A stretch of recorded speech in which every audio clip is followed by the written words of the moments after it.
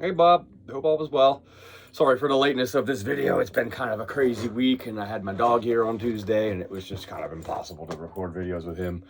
And then yesterday, of course, this stuff keeps happening. So we're now on to Thursday, and I'm finally getting to record this. I'm sorry to hear about that. Your mom might be having some issues, is what I was told. So hope you guys, hope she gets better, or whatever is going wrong or whatever's happening is resolved. So I was gonna say on the 12th of September I am playing my 40th birthday party is gonna be at Argilla Brewing in Newcastle, Delaware. Not Newcastle, I'm sorry, Newark, Delaware. It's right on Kirkwood Highway.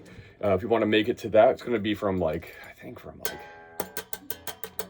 8 to 11 roughly, maybe somewhere in there. Maybe it's 7 to 11, I don't know, we'll see how. But I'll see if I can get in contact with you and maybe send you the details for that. But anyway, so I had the video that I wanted to do for you, and the one song I wanted to try and do, we did Riviera, and I kept having Nick tell me I should show you Lenny. And since this is the last video for maybe a little while, maybe I'll just do Lenny since we're on that kick, right? So this is another one of those tunes. I don't know if you're familiar with Lenny by Stevie Ray Vaughan, but it's basically another tune. It's half step down on a Strat. It's kind of jazzy, but it's a little bit more this is a little bit more Hendrixy kind of vibes to it. Darn man, it's real hot in here. I gotta turn this fan back on. I hope this isn't too loud. Let me see.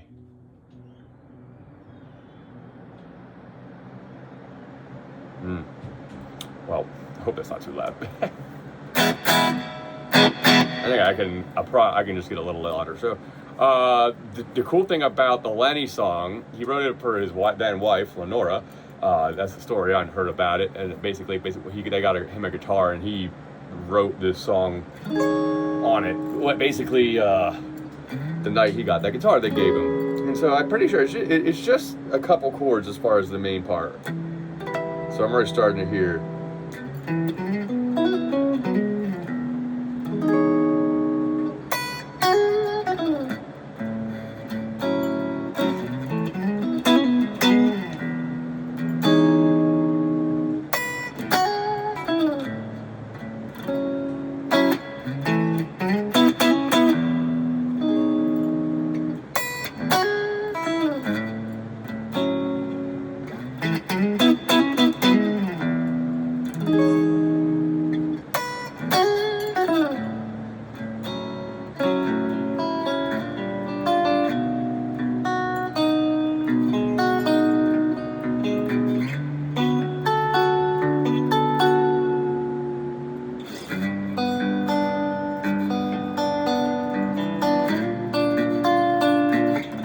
Back to the beginning.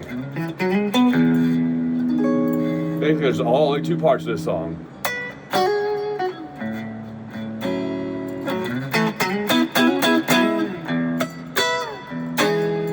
Okay, so yeah, I think this is a good one, especially for just being something fun to play. It's something you can do by yourself, and it sounds really cool.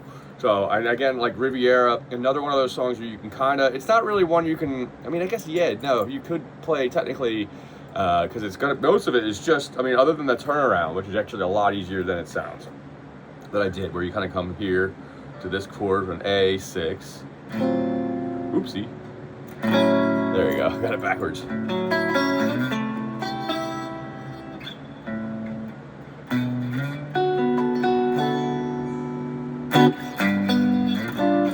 Yeah, that whole thing is the same chord all around. So really it's just between these two guys and this. Okay, and that first chord is kind of like a Jimi Hendrix chord, but it kind of isn't. It's a lot jazzier, but it's a similar shape. It starts with the pointer finger and the middle finger in the same position.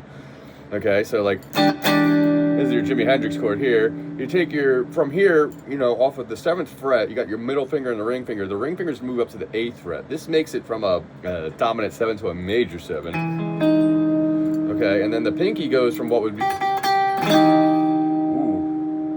chord actually. Then this pinky actually moves up another fret as well, but it also grabs the high E string. So the E and B string are both at 9. Your ring finger is at 8. Your middle finger is at 7 of the A string, and the pointer finger is on the D string. Yep. And then so the beginning of the song starts with this chord, and then he goes to an E version of the chord that actually is being used for the turnaround, okay? This one starts with the pointer finger on the D string at 11, here, and you got your middle finger on the E string, then you take your ring finger, you put it on the B string at 12, and then the pinky grabs the 13th fret of the G. And this is an E major 6. Very cool sounding chord, okay?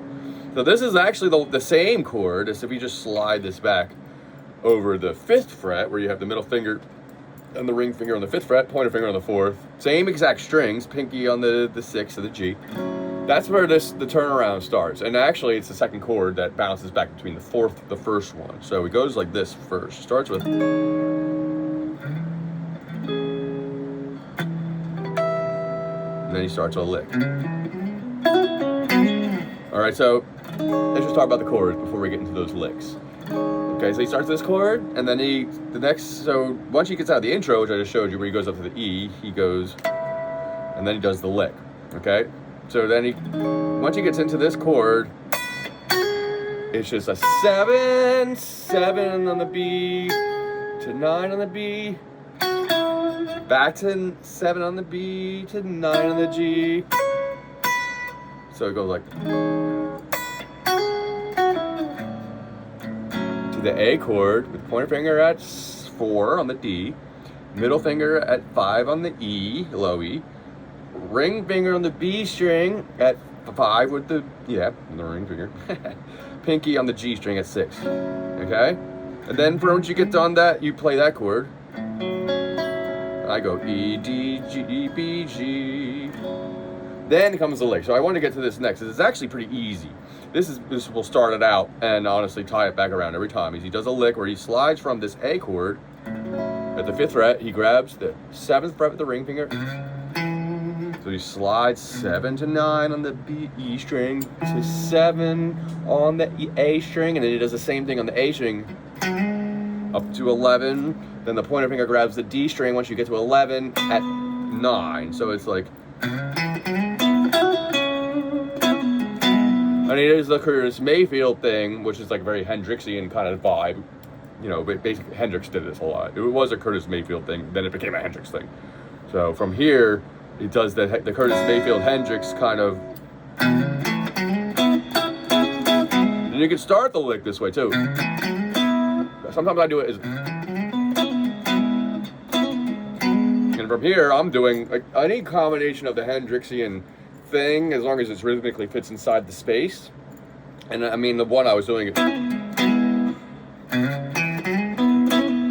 he gets up to the 9th fret of the D string, like on that first lick, and he hammers on the D string from 9, 11, 9, or 9, 11, 9, and he goes to the strings below, and then he hammers on the 9th fret of the D, hammering on the 11th fret of the A. So really, I'm hammering on the string above another resonant string, a harmony string. And I showed you can do this from the G and the B, the D and the G, A and the G, and then you can do even the A and the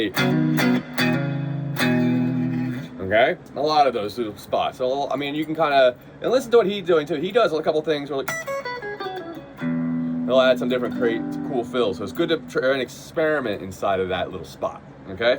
So from there, it just kind of goes bouncing back and forth like this. So I'm going to play it again. This is the intro.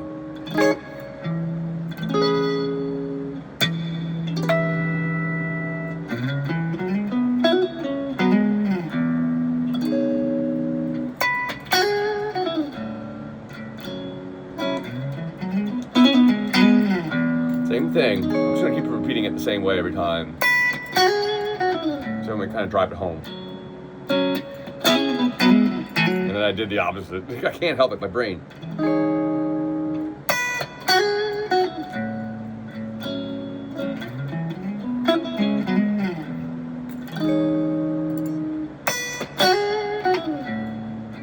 Now comes the turnaround, okay? From here, we get to the A chord. Then he goes up a half step to the 7th fret. Sends a measure there. Then he goes up to the 10th fret. All the same chord shape. Then from the 10, we go to the 3. sometimes sounds really cool with the whammy bar. I broke my whammy bar off, so I could kind of grab it. 3, and then to 6 to 5, then starts all over. Okay, the solo he starts kind of is simple. I mean, it kind of goes from a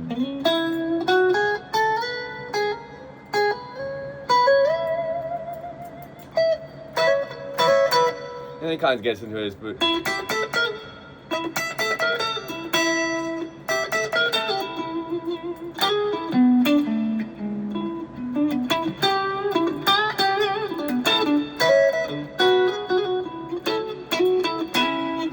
Yeah, and all those licks in there. Slow down what I did there. I did a bunch of the ones he does. If you kind of like, you slow it down and then you can watch me kind of do it. And there's also a bunch of videos where he does it. He doesn't do it the same way from the studio album, studio version rather. His live versions are constantly changing, so it's like kind of good just to try and like get a couple ideas and then maybe listen to a couple versions of it. But basically that's it. I mean, I think pretty sure Riviera Paradise came from jamming this, and they used to do the ending as of that, the beginning or the ending of this song. You know, usually he'll just go do the turnaround. So, oops. Oh.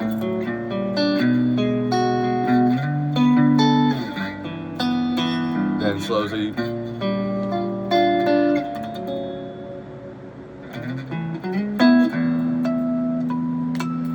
Yep, and then probably ends it like that. Okay? Alright, give that a shot, alright? I hope I get to see you again soon. I'm trying to contact you to let you know about my gig. See if you can make it out for that. It's not going to be till September, so it'll be a bit. So, alright, man. I'll see you.